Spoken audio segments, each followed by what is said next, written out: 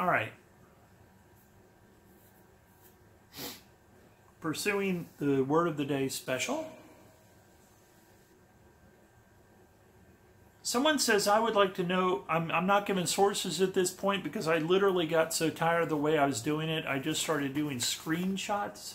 And so I don't even have the sources. I've just got the quotes. And I'm probably going to start doing that from now on because it's so much work to do it the other way I was doing it. Someone says, I would like to know more about your new book. My new book, Too Far to Walk.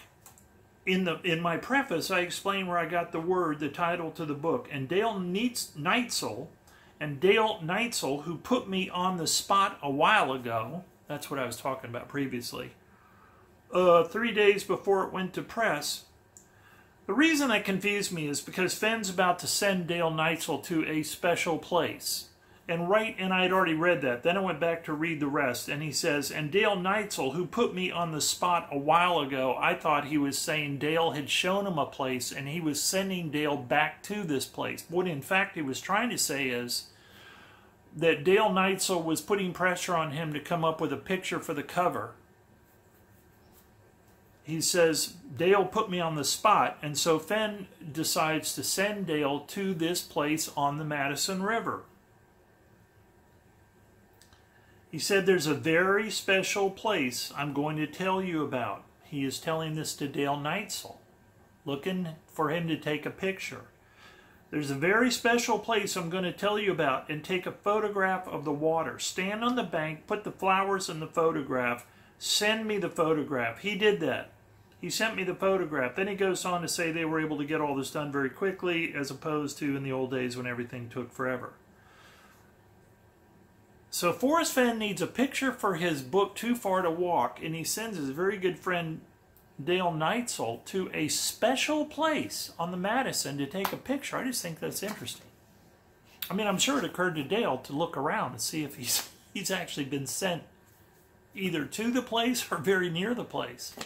I can only assume it wasn't the special place where the treasure is, or Dale attempted to find it there and didn't find it, which would be kind of, not good for the rest of us. I was thinking yesterday, it made me burst out laughing. I get to see Dale there, and he's taking pictures and he's scanning, and all of a sudden he sees a big F carved on the tree. He's like, whoa!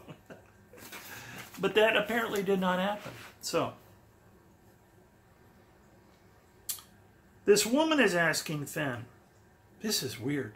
You said that it took you 2 trips to hide the treasure. Did you hide it 2 times, or did you carry it the second time? Is it me, or is that a weird... do you know what that means? Someone will probably comment and tell me exactly what it means and make me feel stupid, but that's okay because I'm always just trying to learn. You said that it took you 2 trips to hide the treasure, ? Did you hide it 2 times, or did you carry it the second time? I hid the whole thing in one spot, but it took me 2 trips to get to that spot with the weight of the treasure chest.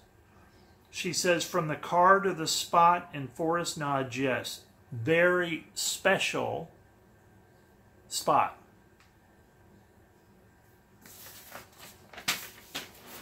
Special is a good word to look up. If anyone has ideas for a word I should do this with, please comment. Tell me which word. I did do brown, but I haven't done the video. It's kind of interesting, but I ran into so much Homer Brown that it almost had to be Homer Brown, you know what I'm saying? But it was interesting because it addressed the idea of the fish, whether you should capitalize or not capitalize. You should not capitalize it. But okay, let's say you're not supposed to technically capitalize brown trout, because it's not a proper noun. You should capitalize German Shepherd, because German is a proper description, and so therefore it's a proper noun, German Shepherd. Hey Tober, what's up, buddy? You heard me in here, huh? You gonna get on camera right before I think this thing's almost over? Do you want to say hi to the people? Bill was here the last video. Here, let me see. Let's say hi to the people. He's saying, what the hell are you doing? Here's my big old boy Tober. He has no idea why I'm doing this, except that he knows I love him a lot. Yeah, you're a big old boy. You having fun outside? Because it's getting real warm in here, buddy. I'd love to close the doors and turn on the AC. Are you guys almost done? What time is it? Ooh, we're getting there. Watch it. Watch it. He's headbutting the camera stand. All right, buddy. You going to stay here? Just put up with me talking, okay? I'm not talking to you, Tober. I'm talking to the camera. All right. Almost done. I think this has been cool. I think it's been a good learning experience for me just to go through these things. And like I said, if people had ideas about any of these, it'd be great. Fenn says, talking about fishing places, people weren't going through Yellowstone Park in the 1940s when the war was on like they do today. But we had 8 or 10 very special fishing places that we never did tell anybody about. We could always go to one of those fishing spots and be the only ones there. My father taught me to be a professional fishing guide, and I made $10 a day. And he goes on to talk about fishing with grease, or cooking fish with grease and making fries, and people love to eat his dinners out there. And sounds like good stuff. Sounds like a good fit. I mean, he knew what he was doing. That's it, folks. Those are the word of the day today was special. So we covered different ways to relate. Like I said, the words of the day for me are going to be more about getting in Fenn's head than actually talking logistically about finding the treasure, as far as, you know, directions and all that kind of stuff. But I like doing it just because I like to I want to figure out how Forrest Fenn thinks. And he pretty much said, you have to figure out the way I think to understand what I think is special. And you have to understand what special is before you know where my special place is. So it's been a good word to think about. Hope you all enjoyed it. Hope you all are having a good day. Hope anyone that's out there hunting is having some good times. But that was the word for today. It was special, and Tober's already conked out at my feet. And I hope everyone has a good day. Talk to you later.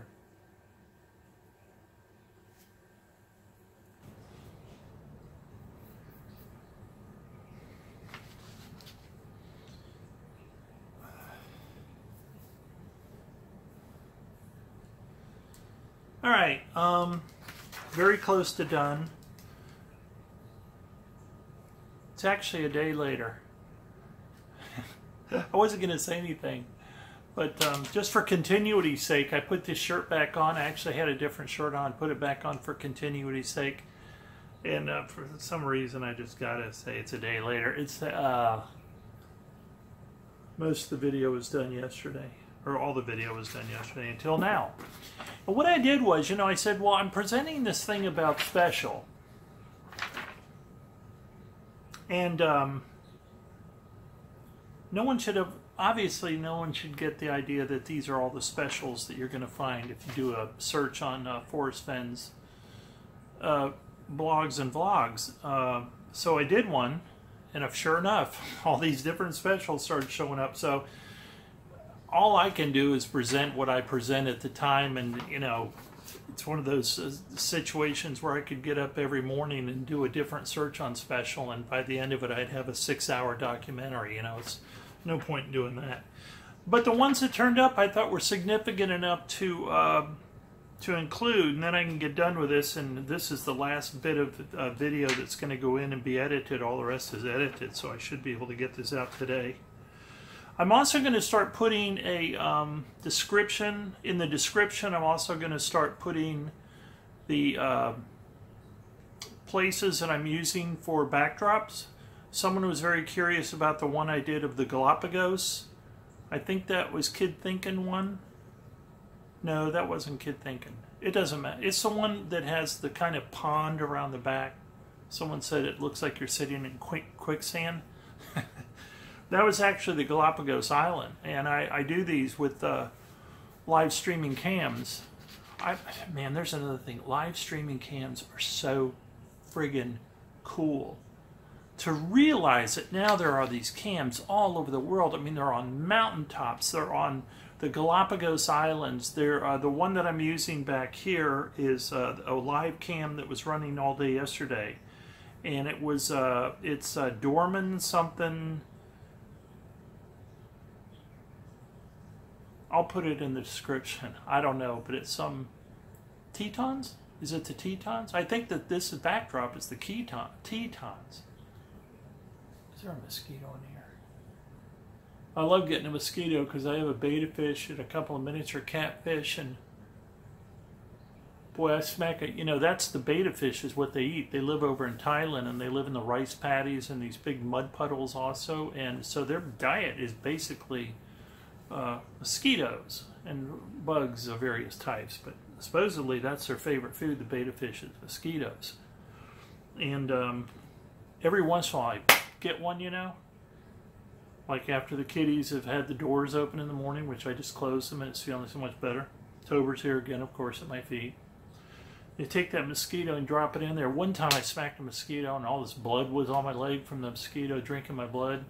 And man, when that thing hit the water, my betta fish Red, he hit that thing so fast. It looked like, it was like, and he almost said, I mean, if Finn could have, he was like, he gobbled that sucker down. He really enjoys getting a mosquito because usually he gets his dried blood worms and these little pellets, which he seems to enjoy. But man, a fresh mosquito, especially bloody, that's, I'm telling you, betta fish are like, yeah.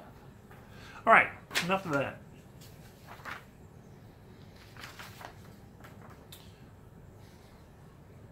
Oh, and of course I have to say that the word of today also is special. All right. Starting to play around with my editing tools, you all might have noticed. I thought, oh God, is he going to start doing all these cheesy sound effects and stuff? I just think it's fun. I'd like to get to the point where I can go over to the University of South Carolina, hire a few drama students, and make a friggin' movie. I think you could do it with the editing equipment. My God, that you can buy now for online, I mean, for, you know, just desktop. Okay, my last, the little bits and pieces I pulled up, and boy, one of them is, I'm so glad I found it in context of the previous conversations we've been having, or I've been having with you. I tend to think of them as we've been having because I know there'll be comments, and then it is kind of like conversation. You know, talking about the special place and all that interesting stuff he had about horses and this and that, which I never knew about until now. I know, you know, I've done reading and stuff, but I'm not a Fenn fanatic, and I have never been, I mean, some people's knowledge of him must be incredible. What? What, honey? You want to say hello again? Here's Tober one more time. You can't get enough of him. You can't get enough of him. You're too cool for words, buddy. Aren't you? But they do get confused. They're kind of like, what? Who are you talking to? Why are you going on talking? Belle's behind the TV set, by the way, if you're looking for her. There's a big cat roaming around behind the Teton Mountains. Oh my God, the Teton Mountains might be moving. Yeah, leave it to it. You know, next thing you're going to notice, you're going to see these huge claws coming through the Tetons. As Tober tries to find his way out. Oh, for God's sakes. You guys are just a constant source of amusement. All right, last quote, and I end this on a... I mean, when I saw this today, I had to laugh. Because it gets at the heart of what it's been like for me since the beginning. I remember when I was out in looking for the treasure after I left the home of Molly Brown, and I was going out up Bear Creek. And I saw this huge chimney on the side of the road. If you go back and see that video, you know what I'm talking about. Or just look up stone chimney, look up Stone Chimney Fallon Park. It's or Fallon Creek. No, don't do that. Stone Chimney Fallon just put in Stone Chimney Fallon, Fallon, and it'll take you to this place in Colorado. And there is this huge stone chimney. And I'm driving along one day when I'm up there, and I think it's the blaze. Then I'm having a fajita or something at a restaurant, and I'm on my phone looking at the internet, and I realize the treasure is not related to any structure. But the quote that day, I think, referred to the blaze, is not referred to any structure. And I was thinking of the chimney as being a blaze. So I just kind of, I had already searched around it, and there are all these rocks around the bottom of it. So I had already looked down and found these rocks and looked in them. But I might have spent some more time, but then I left and I thought, well, you know, it's the blaze. It's not supposed to be a structure. And then, you know, I get home, and the minute I send my video out, people are going, it's the treasure that's not associated with any blaze. But technically, the treasure would have been right below the chimney, which would have been the blaze, so I don't feel I was that stupid. Okay, so here is the last quote, perfect. This is from Perfect for this theme today. It just is so typical.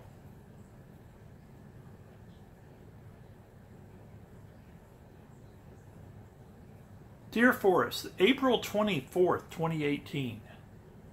Jenny Kyle, Dear Forrest, you say there was only one place you wanted to hide your treasure chest because of how special the spot was to you. When a searcher arrives to this location, will they understand why it was so special to you? And did you include that reason in your autobiography in the chest? This is a great question that we've already answered at another earlier time. Jenny Kyle's right on top of it with that question. Are we going to understand what's special when we get there, or only Fenn? Jenny, maybe they will, but probably not. Their mind may be on other things. It was in my autobiography, until I removed it for personal reasons.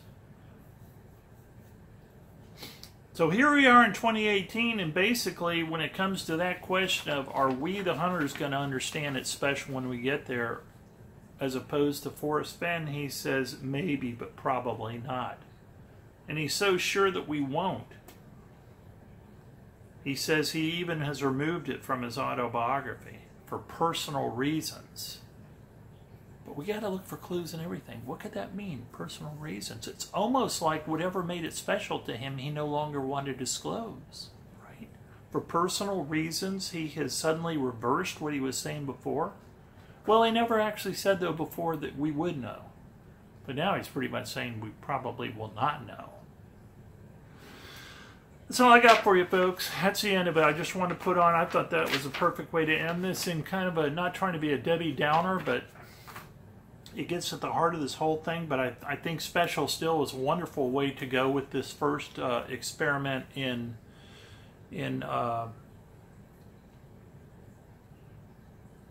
word for the day, because in the future I'll obviously do different words, but it just gets you into this whole way of investigating, kind of in an not abstract way, but in kind of a you know, you put enough disparate parts together and maybes, they're kind of joined, but they're not joined. You know, they take you into areas like horses and all kinds of stuff that I never knew about, but that can only add. So I thought that was pretty cool. If you have any ideas for a word, please send it along. I'm not only going to be doing word for a day. This is just a new thing I've come up with that I think is very cool. I get a lot out of it. So I'm hoping other people do too. And hope everyone's having a good day. And I'll talk to you later. Bye.